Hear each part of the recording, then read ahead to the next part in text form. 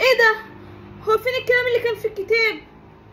هو ده معناه ايه؟ انه بقى ملهوش قيمة ومحدش هيبدله معاكي. ايه؟ محدش هيرضى يبدله معايا؟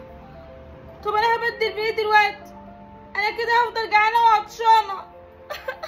مريم اديني ميه وخدي الكتاب. الكتاب بقى فاضي دلوقتي، يعني ملهوش لازمة. نورة تديني السندوتش ده وتاخدي الكتاب ده، حلو جدا. وريهولي كده. خدي.